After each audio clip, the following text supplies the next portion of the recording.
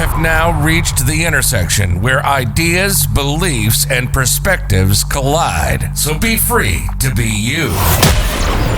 It's the Crossroads Podcast with your hosts, author, speaker, and transformational strategist, Barzini and entrepreneur, empowerment coach, and tech diva, Dre Renee. If you're ready to talk love, business, politics, and everything in between, you're in for a ride. Welcome to the Crossroads Podcast. What's going on, everybody? It's your man, 100 Grand, your personal agent for change, making life easy, Barzini. And I'm fempreneur extraordinaire, tech diva all day, Dre Renee. And this is the Crossroads, where there's only one rule: be free to be you. What up? You got it.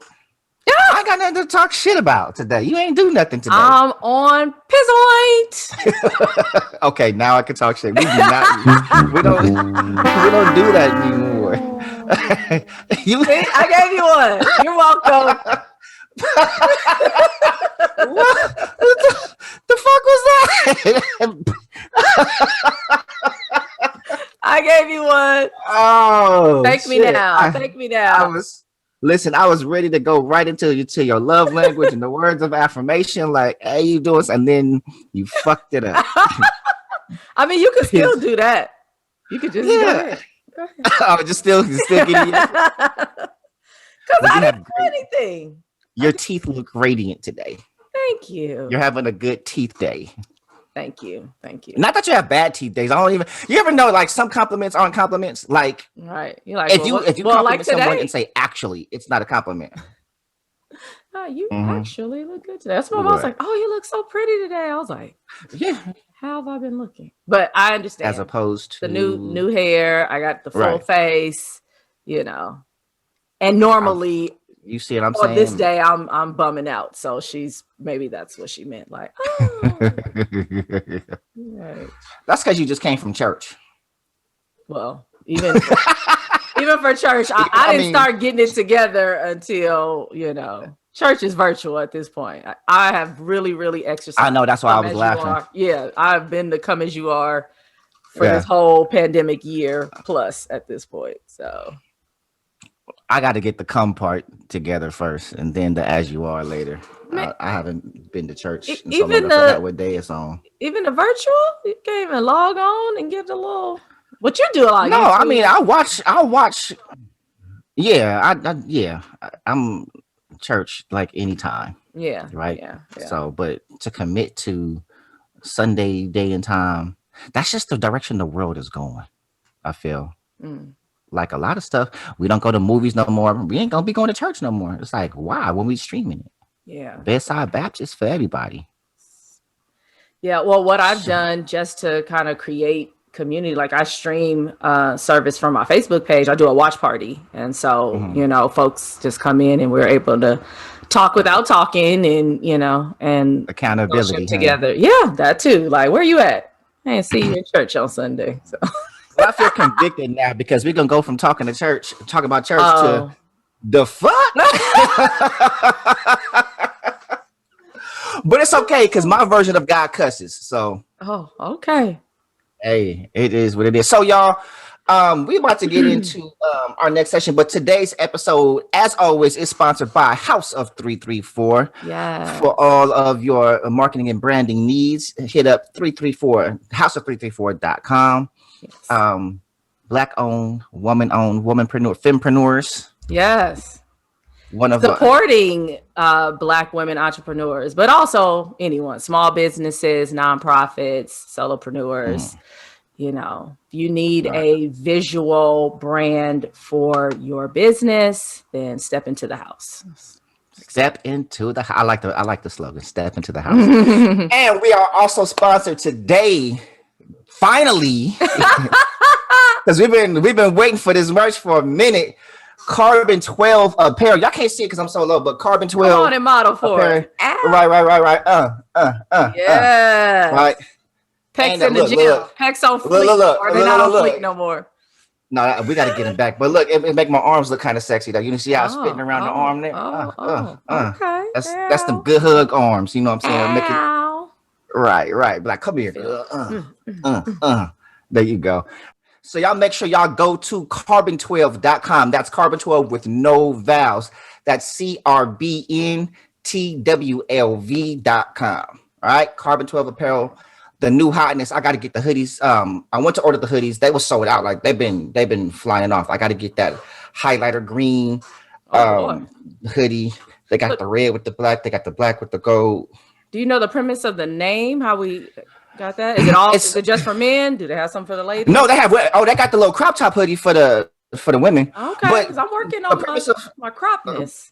Oh yeah. Go on, check that out. Matter of fact, Chantel was rocking one. Okay. You know what I'm saying? Shout out to GK. But no, everything is it's our existence. Everything is carbon. Mm-hmm. I mean, so from diamonds to everything else. So it's the premise that our existence, and you know, they use like the example of coal versus a diamond is both carbon, but at different states, what we can become or whatever. I like it. Right. So I might have to have them on the show and just represent the brand. You know what I'm saying? You already know. I'm a nerd. I just want to know. Like, so what's right. What that mean? Yeah. So yeah, shout out to Carbon 12. We're gonna make that happen soon. So if y'all have products that y'all want to send us, you know, and we shout you out on the show and everything else, send us an email at crossroadspodcast@gmail.com. And we'll talk, you know. Right. So I wear XL.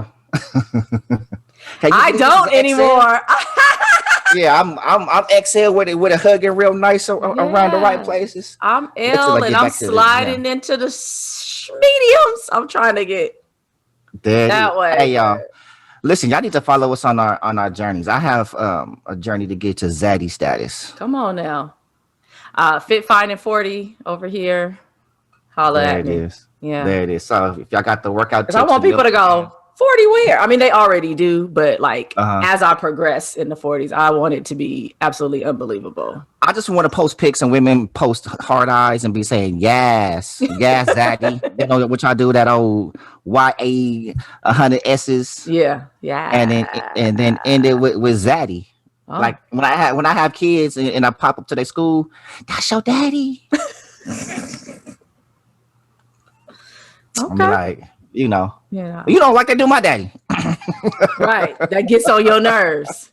Gets on my damn nerves. Yeah. I'm like, listen, I don't shout out to Mr. Hannons. Hey, Dad. Whatever. What's going on, Pop? Yeah, he be getting the ladies give Pops love. I ain't no hater because they say I look just like him. So, hey, you on your way? Damn, I'm not there. I'm sitting here like I thought.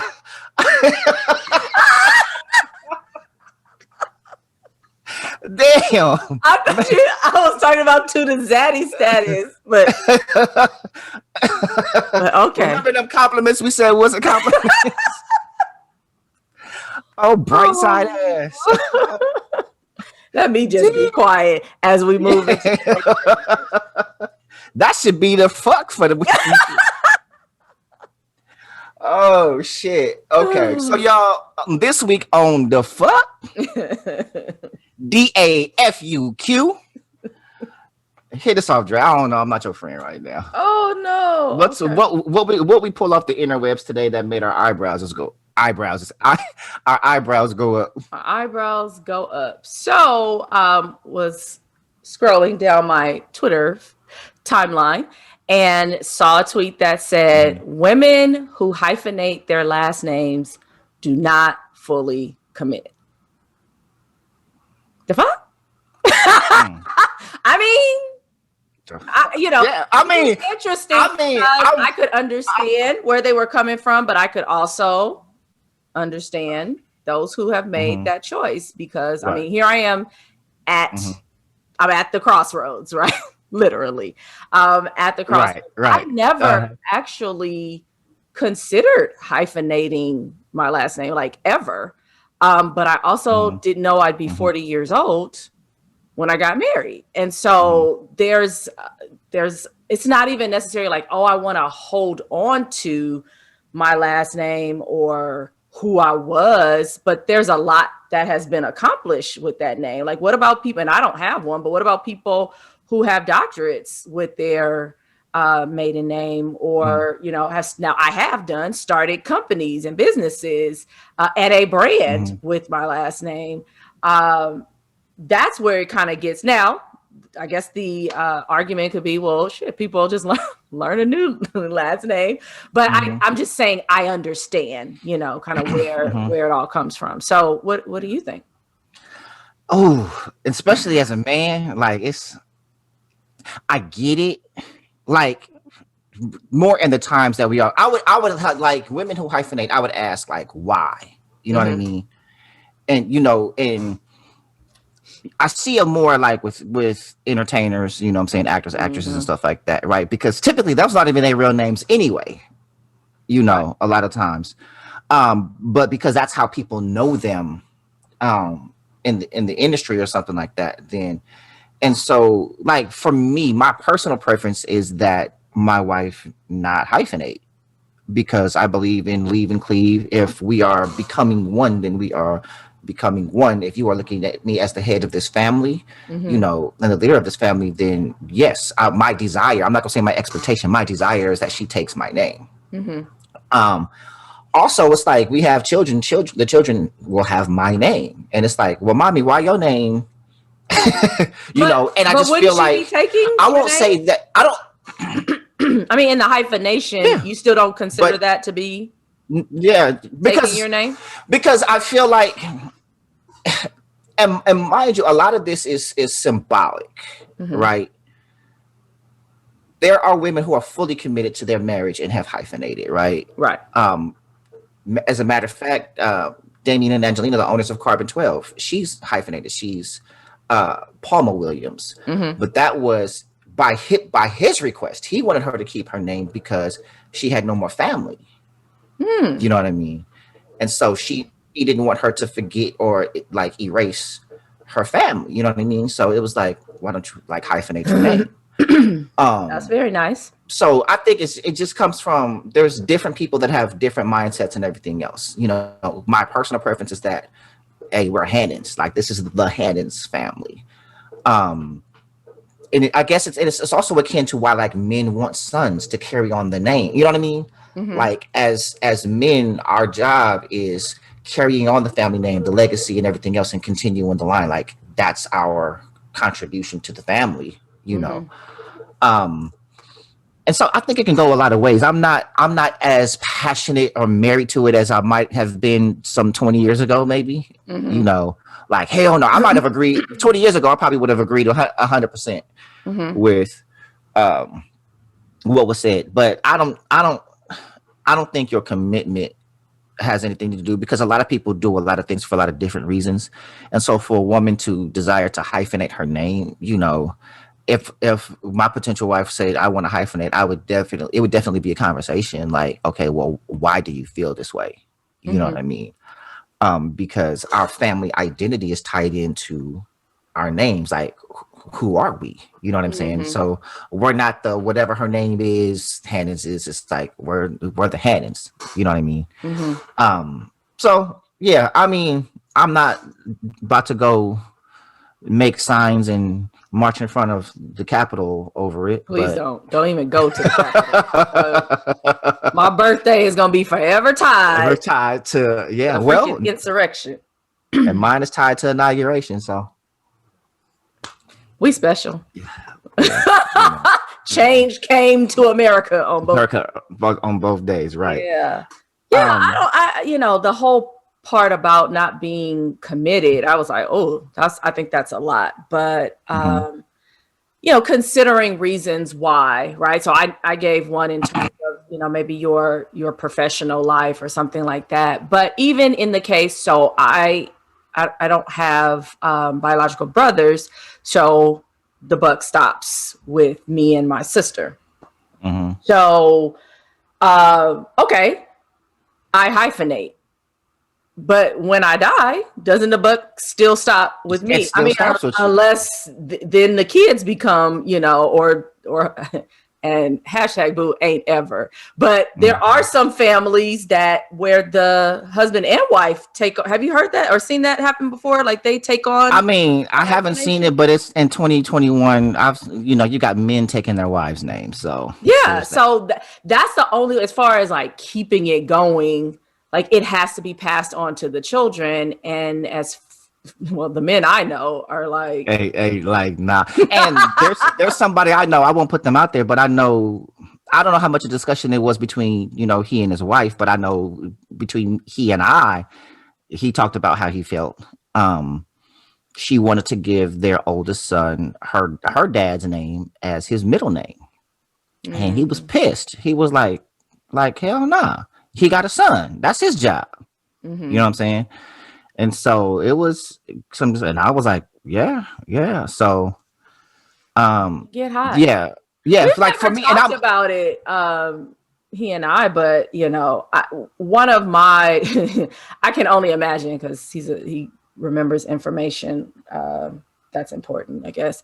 One of my things was, I want us to, just the same thing you said, like I want us to be a family. Yeah, we could be, my last name, your last name forever if we wanted to, but I don't want to have kids and all of y'all is one name and I'll be another name. So I could only imagine if I showed up to the party like, so can I keep my last name?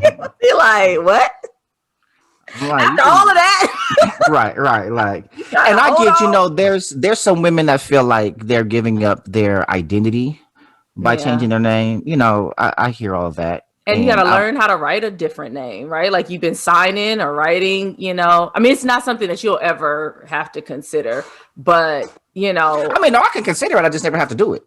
Well, that's what you don't have to consider it because you're not going to do it. So, and it's not common that men do. So I don't think that's something that you guys grow up thinking about. Now, if somebody brings it to you and you're open to trying it, but by and large, it's not something that you consider regularly. For women, you do. And depending on what even happened before you, right? Like, was your mother hyphenated? Did she take on, your dad's last name? It might be, look on David Hannon's face if I ever walked in his house. Was somebody else? Or ask somebody else? Talking about, since Blue, he got married, he got 2 sons. I just decided like she don't have no family, so I'm gonna just take her last name. You be beat out the house. Be calling me from the. He wouldn't even do that. He'll just look me out the house like that nigga will look at. My dad has this look that he just gives. Like I can't even duplicate the look, but I just already know that is not something David Hannons is ever gonna be like. He'll be like, "Nigga, are you out of your fucking mind?" I can imagine. So, I mean, at the end of the day, as always, you got to do what works for you and your household. But what we're attempting to do is, share some thoughts that your partner might be having. Hopefully you're in a situation where you can have that kind of conversation. And I feel like if you're marrying somebody, you for damn sure should be able to have, this conversation and being open. I mean, at the end of the day, if you're on different sides, somebody's going to have to concede. But hopefully it's in a way where you understand either, hey, we're joining as one family, and so we have one name, or you're making the decision. This is important to my wife, and I'm okay. She is taking my name, but she's also, keeping a part of her that's been a part of her whole life. So, kind of whatever works for you. Yeah. Well, the discussion I'm not having is me taking her name. Like, we can have the discussion about hyphenation. I still have my stance on hyphenation. That doesn't mean we can't have the conversation, and if you're by some chance able to be like, give me this compelling reason for me to concede, then bet. But me taking her name, no, we can leave that at the door. I mean, I'll listen to you, and then I'm gonna go back to watching the game. I'm not even gonna respond to that.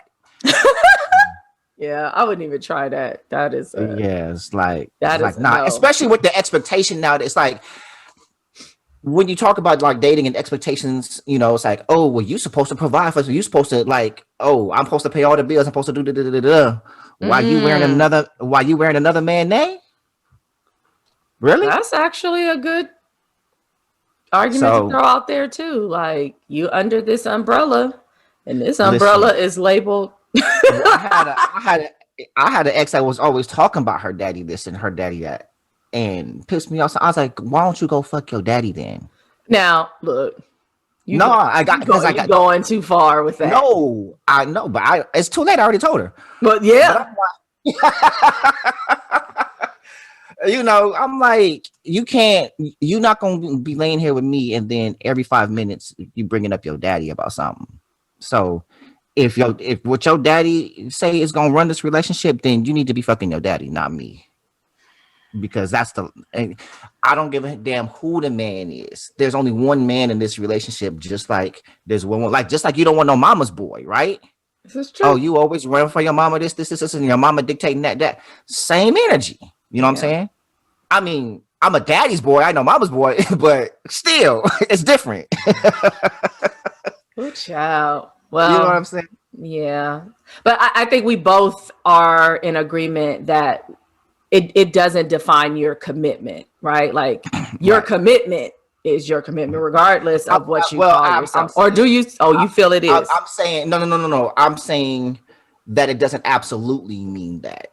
I'm saying there's a myriad of different reasons why what it can mean, and there is a portion for them like they're non-committal. You know what I mean? But it's not an absolute, and that's what it all means. I don't even think it's the majority. Right. But I want to not like, there's a few that's what it could be. But I think everybody, there's just so many different reasons, and we can't just compartmentalize that for one reason, because women, like men, aren't monoliths. Do you think that men that are dads or fathers, let's just say fathers, encourage that of their daughters? Do you think? I don't know that. Or do you feel like they're the factor, right? Because this is my dad's name. But do you know any fathers? Or maybe it's not, because that would or right. It could be the mom. Because I know a lot of people that have their mom's last name. Could be that. You're correct. You know. So, but in the case that it is the father, knowing that men give their names to their families, I'm wondering how they would approach their daughters, or if they would, to encourage them, like, hey, you've been a Johnson or a Smith or whatever. I think that would be a good question to kind of open up. I personally have not seen or experienced that.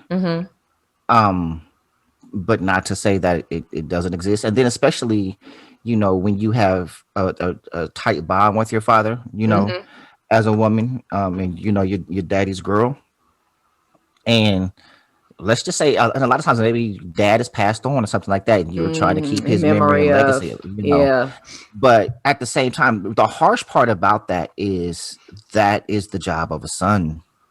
You know what I mean? And men carry on the man's name. So it's like, while I can empathize and sympathize, and we can do things to memorialize your father, but you are a part of my family now. You know what I mean? And when, if we're following biblical principle, when we say leave and cleave, if you are cleaving onto me, you are cleaving onto me. You know what I mean? It is not my responsibility to carry on your father's legacy. Right. And so sometimes we talk about the burdens of being born a specific gender. If we want to talk gender, like especially a woman that talks about how traditional she is. Right. And so I do know a lot of women that want to be conveniently traditional and conveniently progressive. So you can't be traditional in areas that only suit you. Right. And so it's like, if you come to me talking about you old school, you traditional, the man's supposed to do this, the man's supposed to do that, the man's supposed to give you his name and them children too. So you say, me, mama, I'm gonna just get me a t-shirt that says same energy. Hey, merch coming soon. Merch. Yeah, that equity game is a motherfucker when it's time to be accountable, or it's time for you to do some shit. And that's where we're lacking so much. when it comes to relationships is that we scream accountability until it comes around to us and some shit that we're supposed to give, Yeah. you know. And I made a post, and I know we're going long on this part, but I made a post, and I noticed this, like when I post funny shit, I get all the likes and comments, right? Mm-hmm. I posted about fucking butter pecan ice cream, and it went up, right? I was like, me too. Yeah, I was like, hey, I want some butter pecan ice cream without pecans, and everyone is like, oh, yeah, like, Except but your daddy. oh yeah, oh god, yeah. So, oh no, he went in on the Nintendo one, but he commented on that one too. Yeah. But then I posted saying that the thing about people who are always talking about their standards, right? Never, and I'd much rather just quote myself. So what I posted was, I said the strange thing about people always talking about their high standards is that they always want someone to prove they're worthy of them, while also expecting everyone to just see their inherent worth by doing nothing. So it's like you want to stand still and not give anything, and talking about you should just see my, like, if you can't see my work, but that bullshit people always talking about. They should be able to just see it. How can they see it if you're not doing anything? Because I never say know your worth. I say show your worth. So yeah, but like people don't want to do that. It's like you want people to see you the way that you desire to be, not even who you are. Like this is the way that I desire to be, and I want you to see me that way. All the while, though, you must prove that you are who I need you, not who you are, but who I need you to be in order to be worthy of my affections, And it was like, you get 100 likes and 50 comments on ice cream, and then this one is like 8 likes and 2 comments. They were not fucking with it. And I know people seen it. We don't need you. It's right in between the Nintendo and the ice cream post. Yeah. Right. And I was like, but and I get it, it's typically like that, but I thought it was real interesting. You know what I mean? Like when we're calling people to the carpet. Absolutely. It's like, oh, I ain't fucking with that. I get it. Yeah. But that's not what we came to talk to y'all about. It's not, but it's cool. Because I think there was nuggets there. There's nuggets there. But what were you talking about today? Well, I mean, actually, it's actually we've been segueing pretty well, and so when we're balancing like commitment versus intent and everything else, when we're talking about hyphenating last names, we're also talking about balance in career and relationship. Yeah. So this week's episode is the business of love, right? And we're talking about balancing job or career with relationships. I just feel like 2021 people are a lot more ambitious. We have a lot more business owners. We're pushing entrepreneurship more than ever. We're not in the industrial age anymore, where it's go to school, learn a skill or a trade, get a job, work for 30 years, retire with a pension, and then live the rest of your life in retirement, and then pass your house down to kids because we bought it 60 years ago and it stayed in the family. Especially with like millennials are known to jump from job to job to job to job because people aren't seeking stability anymore. They're seeking happiness. And so you had a lot of people, our parents' age that would keep jobs. Like it's stressful or whatever, regardless. But it was like, I need this job. Like people didn't quit jobs. People, either you was laid off or you died, and then you had to go get another job when you was laid off. But now it's like, I'm not happy here. Motherfuckers taking mental health days. That was unheard of back then. It's like, I need a mental health day. Yeah, that's true. I didn't even think I knew. When did that even start? I wonder if I was even in the workforce when that started. I probably was already gone. But stress leave, you didn't back then. Yeah, stress leave was death. It's unfortunate. And thank God for those advances, because really, a lot of people were, dying before retirement and all of that because of stress or unhappiness and just feeling stuck in the space that they were in, based on, whatever their responsibilities were, or the way I always bring this up, kind of just the way that you were raised in the example that was before you. And really what we saw, we're I guess the generation that started to shift it, where we probably did at least both. And then, those after us is like, forget all that. I ain't even doing that part. I'm gonna drive Uber and, Right. I'll figure the rest out. And, Right. and we're like, figure it out, Figure it out. Yeah. Like skydiving with your damn life. Yeah. Like, wait, what? Yeah. They're fearless. And just talking to kids, that's like, you hear, and to them, like, this is their world. But I literally have kids, when we're talking, like, they're not doing their work in school or stuff like that. And it's like, well, what are you going to be when you grow up? Like, I want to be a YouTube star, like a YouTuber. Yeah. Like, that's a job. That's I'm a gamer. I'm going to play these video games. Yeah. And I'm going to make me a channel. And they see people being massively successful. And you know what? I don't have a problem with any of that. Mm-hmm. What I do have a problem with is, so I connected to this. We keep telling, especially young Black boys, right? And this is the messaging we give. We have to teach them things other than sports and entertainment. Right. Right. And I disagree with that. Like, no, I don't disagree with teaching them more, but we shame them when that's what they want to do. Right. What kid has not wanted to be famous in something, like actors and all, they see that. And so, but we know it's passing, you know what I mean?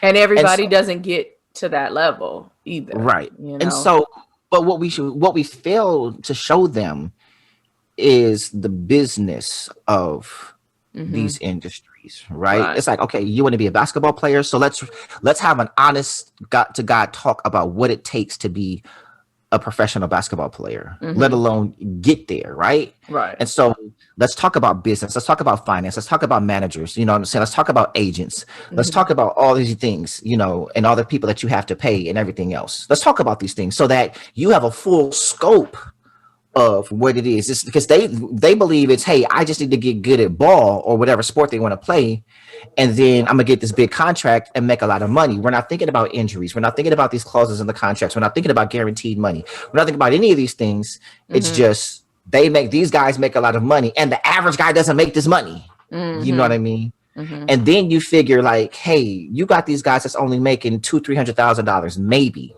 You know what I mean? And they only work in 6-7 months out the year. When you don't play, no play, no pay. Yeah. So now it's like, I have to sustain until the season comes back around if I get signed with a team. And then I got to stay on this team, because if I get cut, now I'm not getting paid. If I get injured and I'm not, some superstar, I'm not getting paid. So the average player is not getting guaranteed money. You know what I mean? And so it's like, okay, what is the road that we're going to take? What are the options? And so you go to any classroom, at least 50% of these boys is talking about they want to play pro ball. And I'm like, but the fact of the matter is there's only 450 guys in the league, right? Out of millions that want to play. Yeah. Everybody whose hands up in this classroom, like if it's 10 hands up in the classroom, 9 of you aren't even the best in this class. Let alone this school, this district, high school, D1, D2, like all these, and it just keeps growing and growing and growing to get this opportunity for 450 slots. Like, that's what you're up against. You're not even national. You got cats that are nationally ranked in elementary school right now. You know what I'm saying? That's when it starts with AAU ball and you getting on the radar that early. And it's and this is the part they don't know, because they get up and they go to school and they play at recess, and then they might make the school team. And, I'm like, you don't even play every day. These kids have trainers and all this other stuff. So it's this whole process that has to occur before we can say, boom, here's your opportunity. And so to that point, it's like being able to educate people on what it takes to actually get there or be there, right? And you can't hop around. That level of commitment has to be there. And this generation, by and large, does not have it, because they're seeking happiness over longevity. So, well, shout out to being Gen X, Zennial. I refuse to go beyond that. I depending on whose scale you're looking at, they try to push me into millennial, but the best I'll give you is Zennial. I'm the hybrid between Gen X and millennial. So that's all I'm giving. Because I'm Gen X like a motherfucker. So yeah. You're elderly. But anyway. Now shout out to Gen X. Shout out to Gen X. I'm not. I ain't read Zaddy status. My daddy look better than me. I'm elderly. Like, it's just so funny because Gen X, you know, they're the flex. Like, oh, we're the last generation to play outside. I'm like, no, actually, you weren't. We, you know, those of us right behind you still did that. I think the kids like in the latter part of the 80s, and my sister's 86. So I don't know if it's by virtue that, you know, she had me or if she would have still had the same kind of existence, but I would cut it off like right there. You know, everybody after, I would say maybe like 88 or after. If you don't remember the Cosby Show as a first run, maybe we shouldn't use them anymore. They're gonna cancel. Why not? I don't know. I'm not scared. Man, listen, I don't. Y'all better not cancel the Crossroads because of that. Listen, just because you canceled Cosby, don't mean you canceled the Cosby. It was still a great show, and it was still impactful to the Black community and everything else. And we would not be where we were, by and large, without those images that we saw in that show and a different world. So. Absolutely.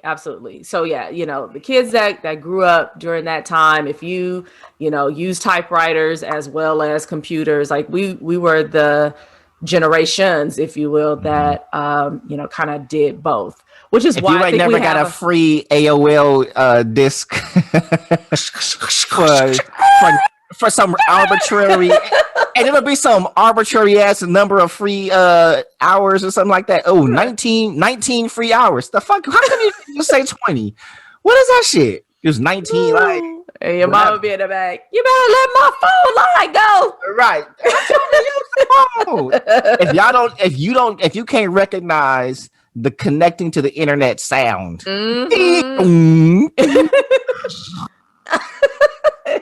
If you don't know what waiting 5 minutes for a page to load, oh my Lord, and it'd be like,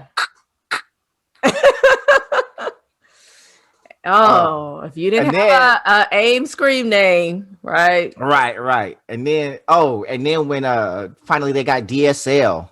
Oh yeah. Oh, you got DSL. Oh, yours fat. Like from dial-up. Yeah. So that was the but before then, we did play outside. You know, your video games were Atari, Nintendo, Sega in those early years. But we did a lot of, outside, be home, or at least on this porch by the time the street lights come on, bicycles. You did a lot. We were socialized, and now a lot of the kids do so much alone, right? It's like with their tablets, with their YouTube. They don't, but they do that alone, but they're indoors though. You know what I mean? Right. It's like when we was little, we could have been somewhere anywhere. Anywhere. And our parents did not worry because they knew we were only in a few places or at a few friends' house, and they knew I'm call such and such mama, see if he over there, like, and it was get your ass home. That's it. And I really, I'm grateful for, when and where I kind of grew up and got that part of my life, because it really has helped me throughout, and these are the lessons, hopefully, those of us that are now having kids or have kids, you can bring that back. There are I do think that there are some great mindsets and developments that have happened since we grew up, but I feel like we have the cheat codes. So it's just kind of like merging the best of both worlds together and creating this super generation. But also not what we're necessarily here to talk about. Yeah, it's so many great discussions that can spawn from these topics. And so, admittedly, y'all, we have not done a good job this week on staying on topic, but love us anyway. Fuck it. So if y'all came here for balancing work and love, here we go. Let's do it. So we were talking about so you were talking about the kids or whatnot. And so specifically with basketball and learning what that takes. So let's just say, you have a kid that has started elementary school. It's a phenom, junior high, high school, college. You are right there. You get your name called, or even let's just say in college, because that's a big deal as well. Going through that whole thing even before you start in the NBA. But you get drafted, you have a girlfriend and or wife, or you're eligible bachelor who desires this for your life. But at this point, your sole focus has been on getting to the league, getting mama into a house, taking care of my people, bringing Pookie and Peanut with me. I've done it. And now, I either meet this woman or I've had this woman along with me on the journey. What does balance look like, when you are you're an NBA star or anybody that has devoted their life or the vast majority of their life to their studies or to building up their body or whatever that it takes for them to become successful when they now meet this person. Right. For a professional athlete, it's like I can't speak for women professional athletes. I venture to say that the husbands and wives of women athletes, I don't think it's as daunting as being married to men athletes, because the game is so much bigger and more global, and the demands are a lot more strenuous, I would say. You know what I mean? Like women's seasons are shorter. They don't travel as much, and it doesn't get as much media attention. So I'm sure the training rigor is the same, but as far as like the actual season, I think there's the difference on that, just because of how big the game is and how much money they generate. But like for the men, I think the balance, I don't know that there is much balance. I think the balance comes when at the times when you're actually home, like, hey, you need to spend some time with the kids and get quality time with your wife and everything else. But the obligation is the obligation of the job. You don't really get say-so in that. You don't get to say, you don't get PTO. You know what I'm saying? They might, unless you're like the big stars, like, Kyrie Irving recently just said, I didn't feel like playing. No management. Right. But he's a marquee player and makes hundreds of millions of dollars to do this. So they're and he gets preferential treatment because of who he is, and it's not equitable across the board. They're like, your bench players or something like that. Oh, you're expendable. Like, you want to do what? Nah, you can't do that, homie. If you do, we can just cut you. We can get somebody else real quick. And so I think that you can make more money and create more stability for your family, like LeBron. Like, let's take him. Like, everybody knew he was coming to the Lakers before he came to the Lakers. He had his family set up in LA, in Brentwood, and his kid was going, to school in LA and everything else while he traveled around and started the school. But like, I can make this place stable for my family, and I can go to home anytime I pretty much want to in between those times, right? Whereas you got this other guy, I got to take my family anywhere to any team that's gonna sign me. Like, I'm signed with Denver this week, and then I get traded. Now I gotta head out to Cleveland. But I just bought this house in Denver, or maybe I can't even buy a house. I gotta keep jumping from condo or apartment or something like that, And then it's like, as his spouse, it's like, do I really want to keep moving like that? And do I have the opportunity to start a career or follow my dreams? That I had prior to meeting you, or are you one of these women that's just trying to stay connected to get the bag, or maybe it didn't work out the way you want because you had some guys that were slated to be superstars and then injuries took their careers away. Like, there's a cat named, I don't know if you're familiar with Greg Oden, right?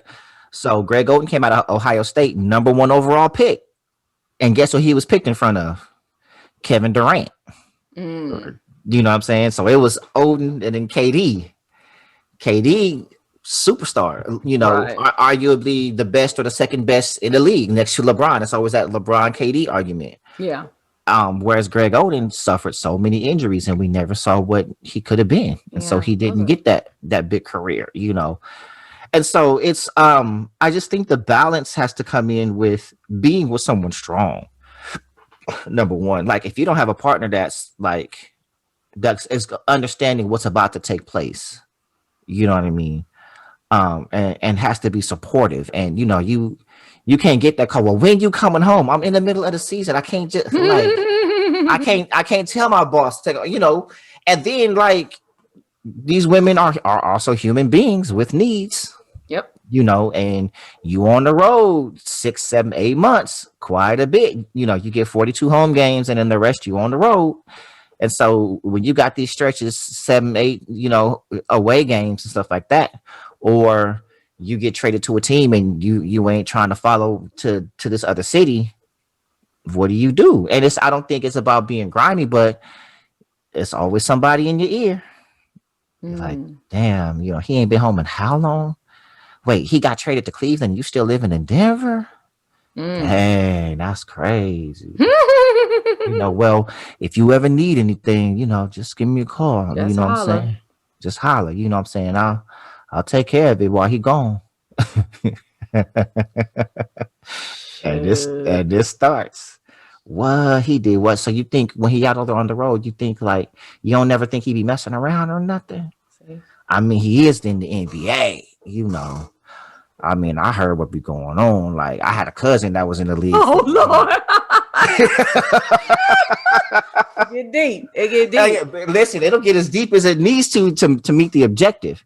And I mean, but it's like, I think that the professional sports is like an extreme example. I was going to say that. I was going to say, so clearly professional sports is there, but it can be the same in everyday situations, right? You have someone that is committed to their career, or maybe they're in a leadership position and there is a demand. There is something that you have to meet. There's a deadline. There's always a deadline. I have messages coming through right now. Yeah. Well, from work, popping up on it. And I already told you what happened earlier today. But I wonder. So this type of thing is I guess expected from men, hey, career, whatever. But you have so many more women that are moving up in career focused and driven and as putting off families until, so it's I think when we're talking balance, how does that look from a woman's purview where her earning potential is just as much, or these days often more than his, and there's a higher demand because you have way more women executives and leaders. It wasn't even until I got to this school that I worked for a male principal. No, I take that back. I was in one school in Compton. I had a male principal, but everybody hated him. Right, but I mean, it's just throw that in there. Right, I've worked for quite a few women. It was a while before I actually ever worked for a man. That was so. It's but how many of these women? One hadn't been married for years. One was divorced, still is trying to date. There was one who just had her a little one she was supporting, pretty much. There was one yeah, I don't think I've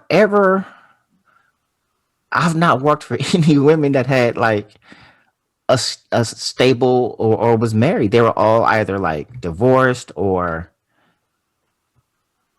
yeah. I think all my female bosses were. That's crazy. So here comes an old argument. I think it was a WTF at one point where someone was talking about the fact that men don't really want successful women, right? And I think we were talking about, I've never heard a man say that. Okay, he may not have said it, but does he really, deep down mean it, or does he deep down need it, right? Do I need my woman to be kind of capped off? And not that he doesn't want her to be successful, but when we think about success, it doesn't just happen, right? You got to go after that. In some cases, you have to continue to go. You have to continue to ride the bull. It's not for everyday people.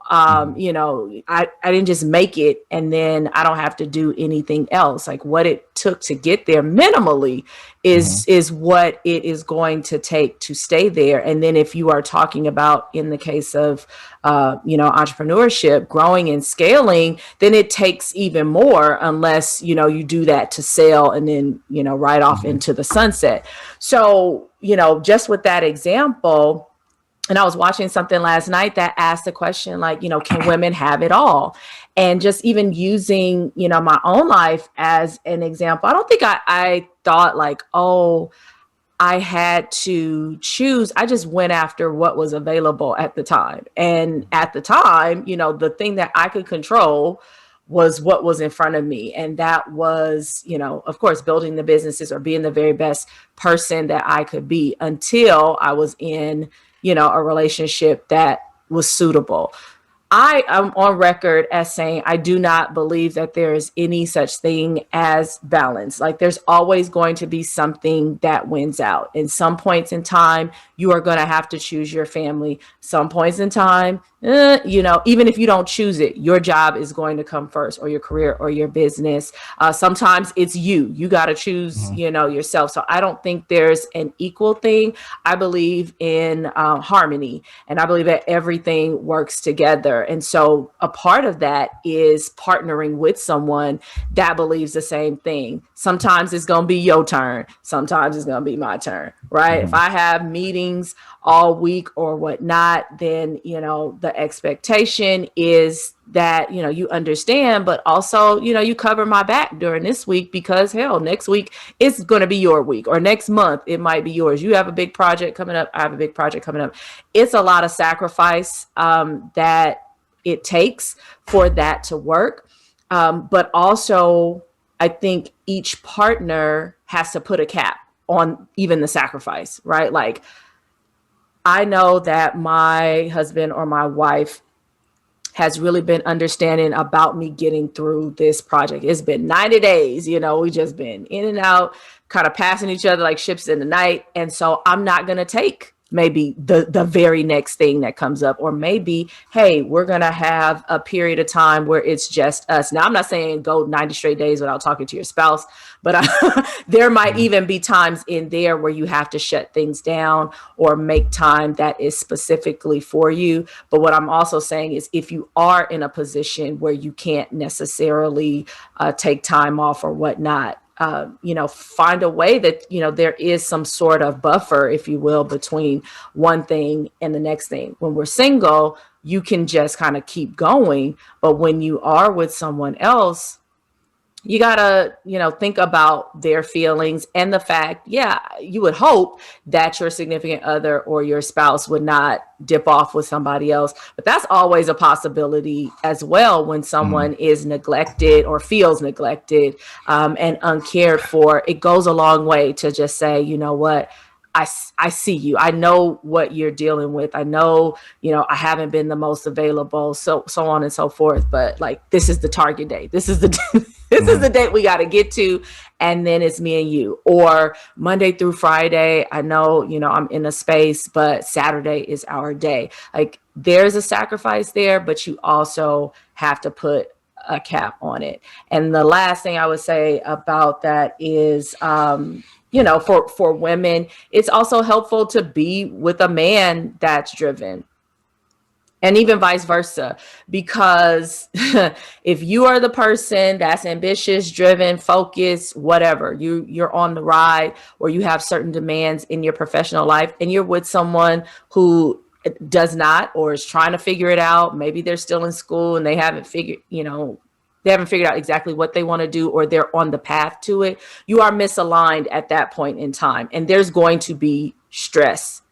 Okay. Doesn't mean that it won't work out, but it is going to be stress because that person is not going to understand as much as, and we've talked about this on shows before too, as much as we want, like, oh, what a man that has this, that, and the third. Again, it requires something to get those things that we want. And so, you always got to be this and you're always doing that. Well, that's how I'm able to be who I am and bring into the house what I'm bringing in. Same for women.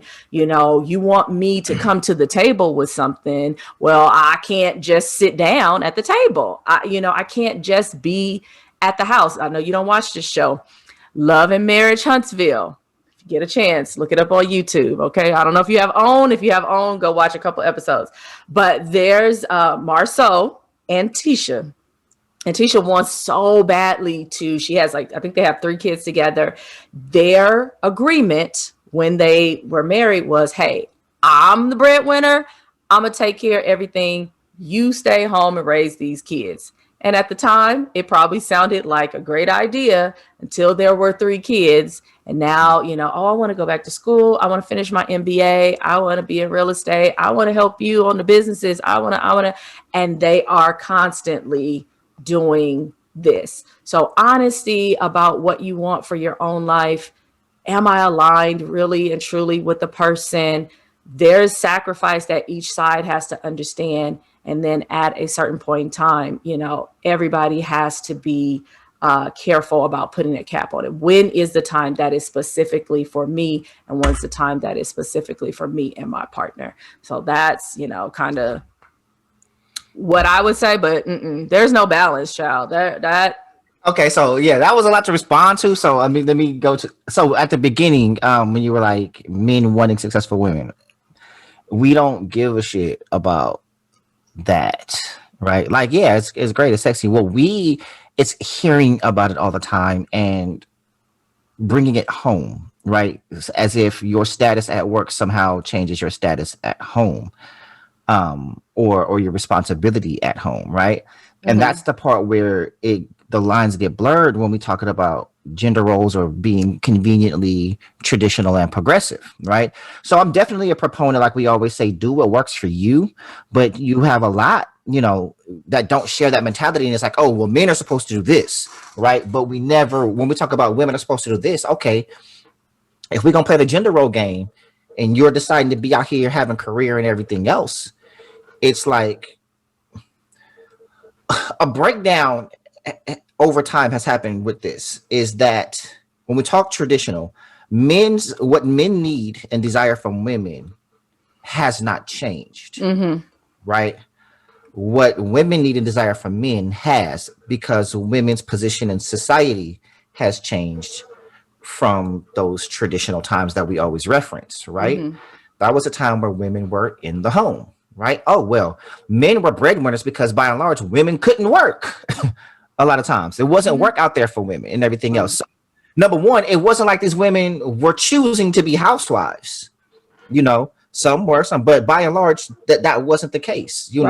They weren't going to school. They weren't allowed to go to school. They weren't allowed to do so many things. And so, like, this is my lot in life because of how society is set up for me, right? And so he's doing these things not because, oh, well, I'm a man and I got to provide for my family. It's, well, shit, I'm the only one who can, because this is what society's dictating, right?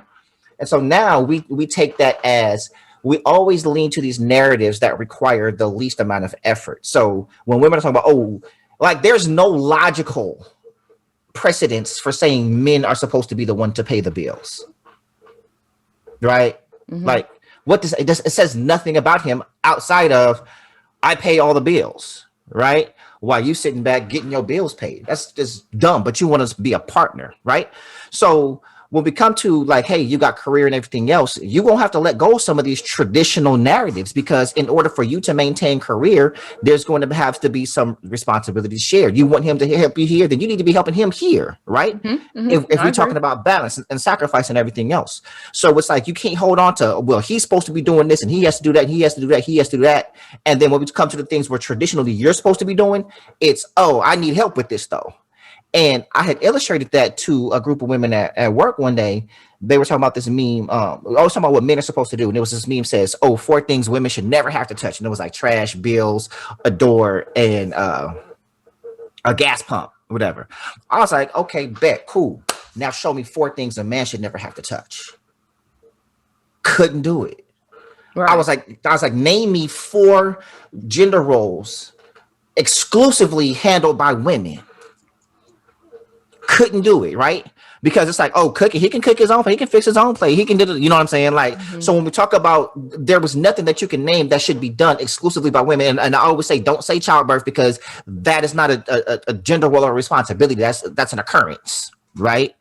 And biological, but we can't use biology. You see what I'm saying? Because you just making up all the rules. No. Because what I'm saying is, we're not saying, because one, that doesn't speak to the woman that can't have children. That's not speaking to the woman who desires not to have children. So if we're talking gender role, and then because you can't say that's a role and then you say her body, her choice. You're not doing that for him. You're not having children for him. You see what I'm saying? Y'all had sex, you got pregnant, unless you were planning it together or whatever. Cool. But that's based on biology. Women get pregnant, right? We don't even if we could, we don't have that biological choice. You see what I'm saying? Like paying all the bills, we're saying that's his responsibility. Having children, we can't say that's her responsibility because she doesn't have to do that. No, I get it. And we've had this discussion. So I'm saying in a household where, whether it's equal or not, all the stuff is getting done. Okay. We're talking about two individuals or maybe just one, with a hectic work professional situation. I think it's, you gotta do, at the end of the day, do what works for you. It's advantageous if we abandon these templates, right? And understand on both sides, like, hey, if we're gonna both have these thriving careers, or for whomever's thriving career to work, this is what we have to do. And we have to escape the stigma of society if somebody else is doing something different. Like if in your relationship, he's staying home and raising the kids or whatever, because she has the more thriving career, right? He's going to be subject to a whole lot of ridicule and blah, blah, blah. Oh, what? She the breadwinner? Da, da, da, da, da. Okay. Right. But if your marriage is working and that's working for y'all, so be it. That's what you do, and vice versa. Or y'all got a schedule worked out, and you can't worry about what everybody else is saying, because it's about you, your partner, if y'all have children, your household, and the direction that you are deciding to go. You see what I mean? But we also have to abandon the convenient progressive versus traditional narratives. Like, oh, well, you're supposed to do this. No, what's going to make this easier? You know what I'm saying? And as far as the propensity, like, okay, well, your schedule is like this, so it'll help more if you pick up the kids from school and I'll take this shift at work, or I won't, on Tuesdays and Thursdays, I won't stay late. I'll have to tell my boss or my staff and whomever, like, hey, I leave on time on Tuesdays and Thursdays because this, like, work that shit out. And leave the gender roles or whatever, unless you operate by gender roles. Okay, cool, whatever. But I also think that when you come home, you got to leave work at work and come home, because what you desire from each other, and if that's traditional, then you need to come. Hey, when I'm at work, I'm the boss. When I'm at home, I'm his wife. You see what I'm saying? And vice versa. And I think when you talk about men having successful women, it's not intimidation. It's not, that's largely what it is. There's a lot of women who bring the work persona home and are not being that wife that he needs. And then you got a lot of men who, they're doing what's expected of being ambitious, but then that's all they do when they come home, and it's just, I'm tired, and they don't be a husband and a father.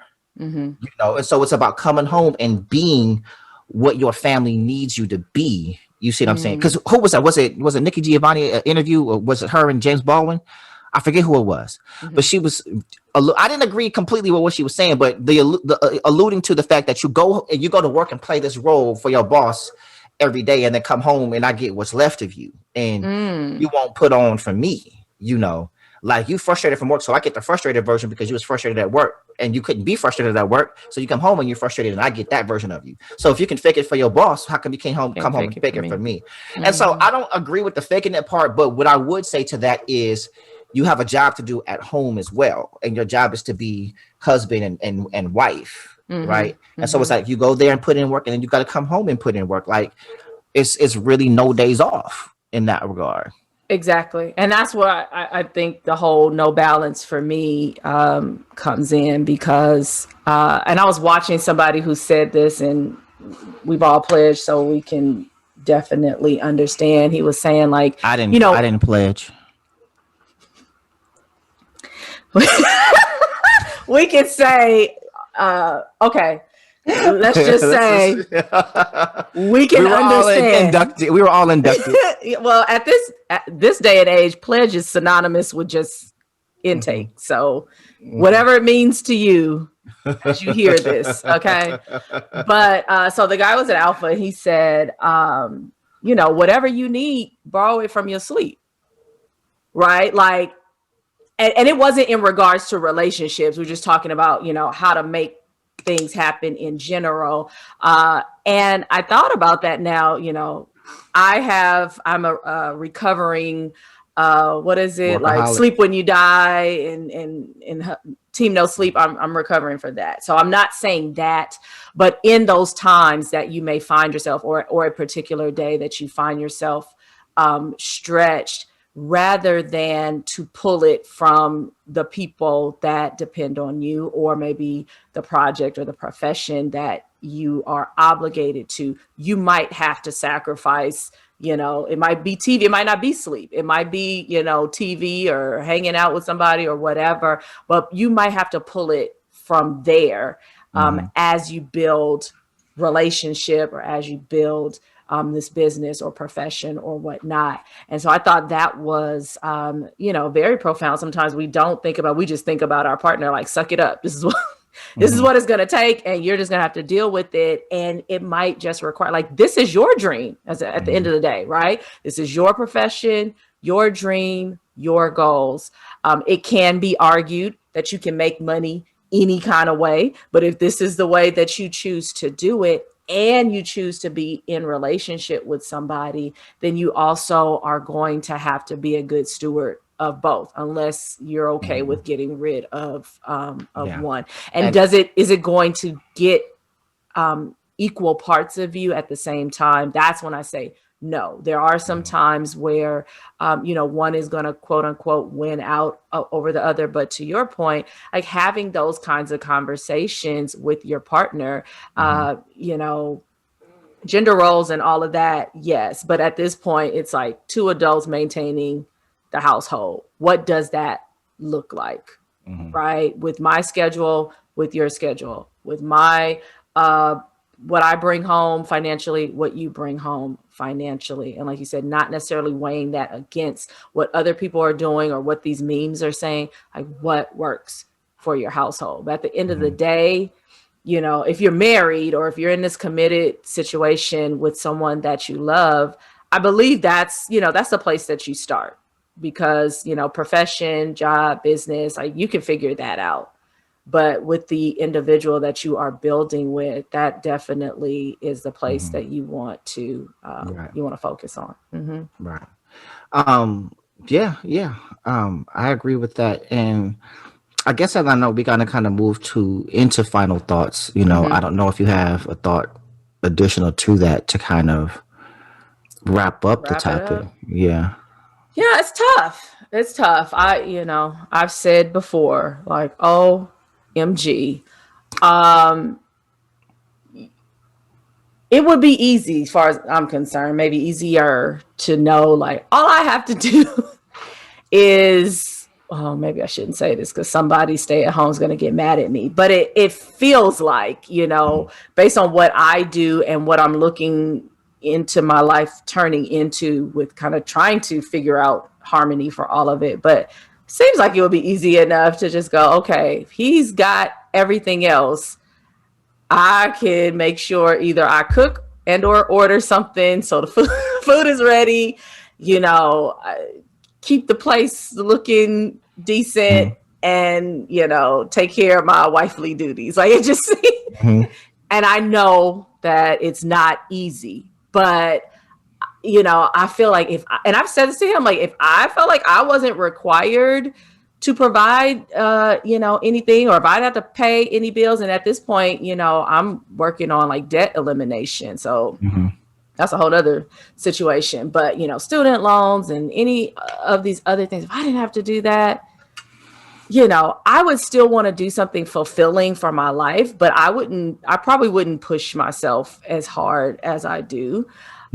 So I feel like a lot of women are in these spaces, yes, because we love what we do and we're passionate and we're driven, but also we have heard and, we believe like men don't want us to just show up to the party to, with our little empty bag. You want us to come with something. And so again, that requires something. But then if we're back in this whole traditional space, I'm also expected to do these other things, and it's hard. That is what I hear by and large in sorority settings, just with the homegirls, reading on social media. Some of the smartest, wisest, strongest women that I know feel like they are failing in this area, whether it has to do with a man or not. Some are single mothers. Like, am I doing enough for my kids? The one thing that this pandemic did, I believe, was cause people to refocus on family. Some didn't have a choice because your kids are now at home with you, and you're working from home, whether or not that was your original kind of get down. Some people work from home already. Some are now meeting their kids at the house, and everybody's working from home. And I think there's now more room for conversations about like what the post-COVID or even current COVID family looks like. And it might not be gender specific, but I think that's where it starts. It's just like women wanting to be the very best that they can in all these places that we're called to be, and feeling like I can't. And so at any point in time, you pick the wrong thing to focus on, because then the next thing falls apart or the next person is mad and you really just don't know what to do. And so what I would say to that, of course, is that you can't do everything. You are not required to do everything. Setting up some sort of hierarchy or priority system is very important. If we did not see anything else this year, it's that some things are going to go on by themselves, or they're going to fall to the wayside, and it'll just be what it is. So take care of yourselves. If you are not present, if you are not healthy, if you're not at the very best that you can be, then everything else is going to crumble anyway. Take care of the people that mean the most to you, and then go from there. That's literally like the best that I can do to try to wrap that up. But I understand, I can sympathize, and I'm sure shortly enough, I'll be able to empathize. Yeah. It's interesting that you say that, and not to invalidate, because what you said was valid, but it's also like that's been the narrative for men for the longest, you know what I mean? Like, and it's not even, and can't even give that advice to men, like, you can't be everything because the expectation is because you have to, like, you're the provider, you know what I mean? And it's a dangerous narrative, because it's like we need that same space, you know what I mean? It's like, I think a lot of women over recent years are discovering, like, damn, career and like, it was like family is hard enough, and now I add career and family to it. And then it's like with men, it's like it's always been career and family, and I have to hold all this together and not show weakness, and I can't show that I'm struggling and everything else. And I think, with advances in mental health and that narrative being pushed, that's helping some. But to be able to be in those spaces to where you can express, like, hey, this is how I'm feeling, like, I'm tired, I'm struggling, I'm blah blah blah blah blah, I need help, you know what I mean?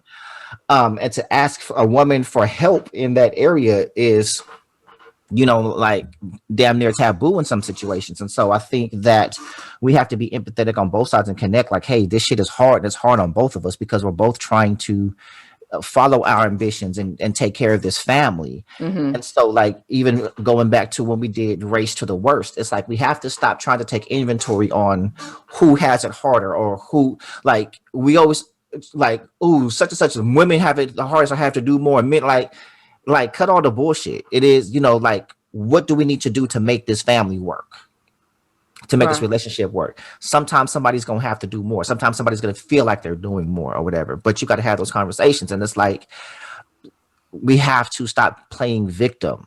you know, like, oh, I have it harder than you, and you have, you know, I just get tired of hearing that. But I think my advice would be, and especially to the men, and I'm saying especially to the men because in my experience, is choose the right person. Mm-hmm.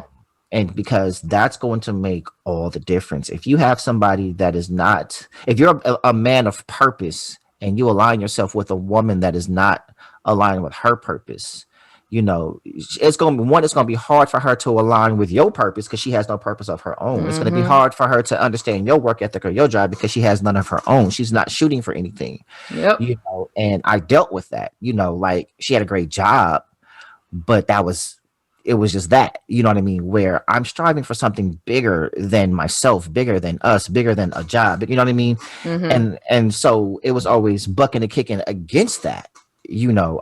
She literally told me all you care about is school and your business, and I'm like, so you mad because I'm focused, where you got women that's begging niggas to get up and do something. You know what I mean? And so that was just a struggle. I'm like, well, what am I supposed to do? It's like when I'm grinding, it's a problem. If I'm not grinding, it's a problem. You know what I'm saying? I can't give you all my focus and attention. This is when I'm homeless. I'm unemployed. I have no degrees. And the minute we broke up is when I started to excel. I believe that. And promote. Like as soon as I separated myself from that, and it's not saying that, oh, you know, you can't do it with a woman, but the wrong woman, the same way that people say having the right woman will propel you, the wrong one will hold you back and keep you stagnant. You know what I mean? And so as soon as I separated myself from that situation, it was, you know, because I was free. You know what I mean? I was mentally free. I was emotionally free. Had to do a lot of detoxing, but you know, but it was when you are not aligned and equally yoked with, you know, who you're sharing your life with, it's going to be problem. You can't even talk career and advancement and building and everything else, because you're going to be dealing with that nonsense all the time. So I guess my last word would be make sure that you have the right person, and all the other stuff that we discussed. It's not going to be easy, but it's going to be easier, you know, someone to lighten the load. So, yeah. But well, I just wanted to say I came into this more to give general advice. I really wasn't trying to distinguish between men. I mean, clearly I have to speak from a woman's perspective because it's the only one that I know. But I wanted to make sure that it's clear that my advice, if you will, goes for everybody. Because, you know, I've never dated a lazy man or a man that didn't believe that he had a purpose or something that you've never dated a man that was professionally lazy. Right. Not professionally lazy. Right. So, you know, my sole focus was to figure out what I was going to do. Right. And so at this point, there are, I'm sure, different things about, you know, his profession and my profession that, you know, we both have to give, you know, on our respective sides. And so that's where I'm coming from. If you're in a situation with someone who has passion, drive, and so do you, there's still work to do there. It's work when it's one or the other, but even when both of you, hopefully it's easier for you to see like, wow, you know, she gives and does this and whatnot, and it compels you to want to do, and vice versa. So I just wanted to make sure that I was clear. I'm not trying to, you know, divide and say, oh, the women can just lay back, or the men have to do all the sacrificing and women don't. In some cases, it's in all cases, really, it takes both. Absolutely. It takes both. Well, y'all, this has been another interesting week on the Crossroads. We went a lot of different directions today. We all over. We definitely took y'all to the Crossroads. But until next time, again, shout out to our sponsors, House of 334 and Carbon 12 Carbon Clothing. 12, yes. This has been the Crossroads, y'all. And always remember, be free to be you. We love y'all. Peace.